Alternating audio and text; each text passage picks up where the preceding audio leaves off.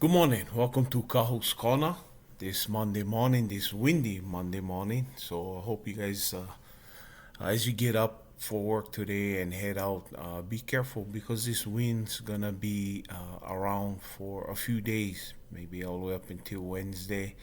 So just heads up as you head out to work, especially if you're down on the Queen K Road, going to the hotel, coming up Kauai High. It is blowing. It's blowing out here at the ranch. So just be careful this week as you go about doing your things. Things around the house might be blowing around your yard or whatever you have, you tents or whatever. But just be careful as you start your day and start your week. Glad that you could join me this morning or just drop in any time of the day and check out Kahu's Corner this morning. I've been out for a couple of weeks. Again, was up in Texas and Oklahoma visiting friends and family. Our son got married and we back here on the island and just getting back to the grind again, work, um, being of service at church or whatever have you. But just being blessed is what it's about. I wanted to talk a little bit about our physical self and our spiritual self. Two are very, very different. Usually, the physical self, you can tell as we age, we might not do things that we once could do before.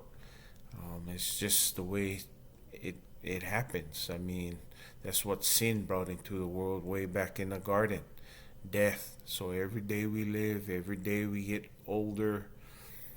Um, our physical capabilities are not there. Sure, there's things we can work out, we can eat good. It all helps to slow the process. But in the big scheme of things, at the end of the day, you one day older than you was yesterday. You can't stop that time. That's one thing, like everybody says, everyone in this world has in common is death and taxes. So death, like I said, physically we get older. Spiritually, now another thing is we can control the way we feel, the way we think. That's a side of us that people cannot see. Is our inner self, our spirit, our soul, the way we feel, the way we think, what we think, um, and the way we feel. The inner man. Sometimes we can override our physical self, determination. Now, just take one marathon for example, a simple example, really triathlon. These athletes that are in perfect physical shape. I mean, just think about a triathlon, what they have to do: swim, bike, run, and towards the end, their inner self, their determination, their spirit can really override how they feel physically. They might be drained, they might be weary, they got pain, they got all these things going on physically, but the inner self can override that and drive them to the finish line. It's a perfect picture. And Paul talks about the marathon. When you run the race, you got to finish the race. And it's the same exact thing about living for Christ. Um, it's a high calling when we become children of God.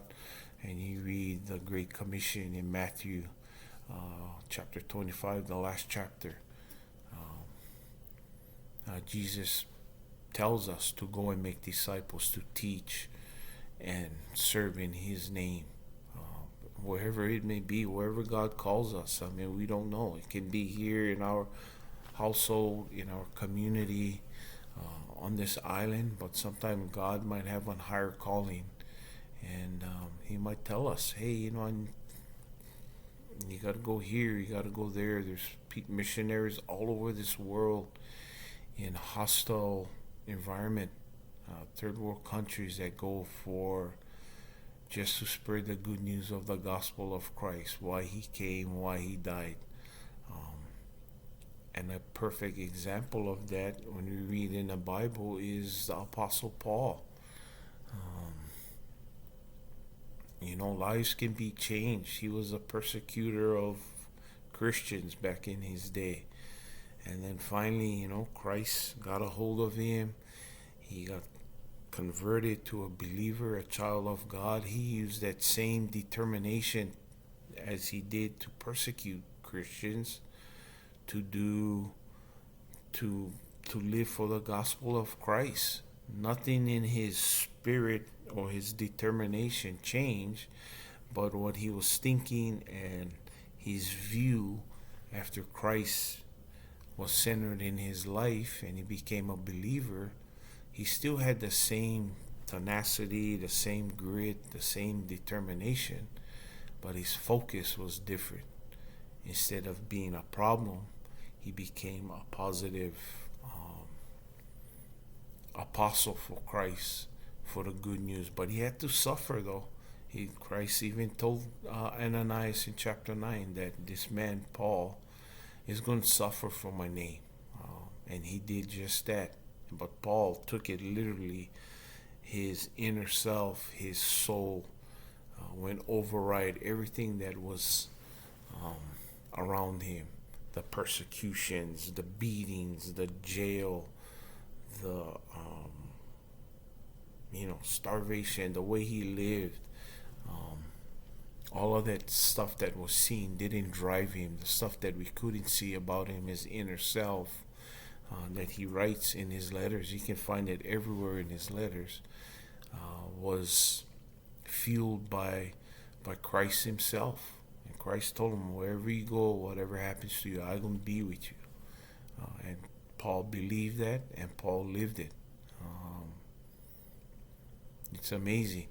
For me, sometimes, we have the tendency when you do something or you start a project, whatever it may be, physically, you might not have the determination to finish.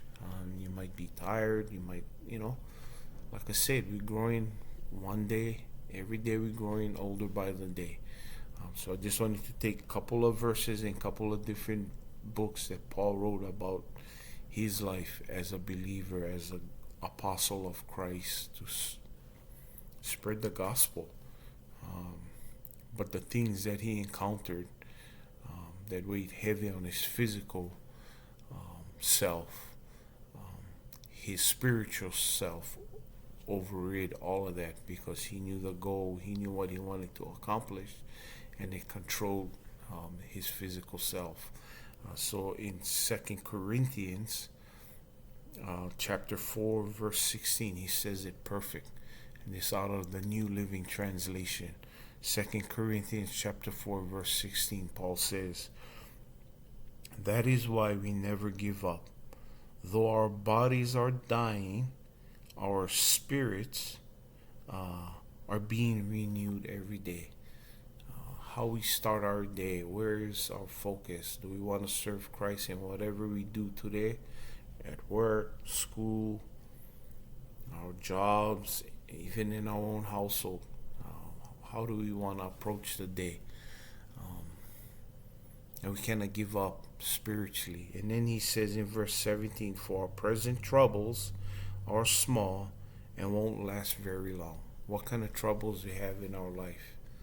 Like I said, though, each day we go on, we get older that day, our trouble's not going to last long. We're only on this earth for so long. We don't know when our time is going to come. Only God knows, but we got to treat each day almost like it's our last day. And we got to, the time we have is valuable. So how can we serve Christ today? Today is today. I'm going to live for today. And then he says in verse 18, "So we don't look at the troubles we can see now. Rather, we fix our gaze on things that cannot be seen. For the things we see now will soon be gone, but the things we cannot will last forever." When he talks about things that cannot be seen, he's talking about where we're going to go. If we're a child of God, our hope should be fixed on where we're going, which is with Christ in heaven. The things we see now is temporal. This life here on earth, we got to make every opportunity to serve Christ here on earth, to practice like our sermons at Imiola. Um, and we just got out of the book of Leviticus. We set apart, we're holy people, children of God. We need to practice what is to come. And Paul is a perfect example. He practiced every single day, every single minute. He made it count for Christ. So he fixed his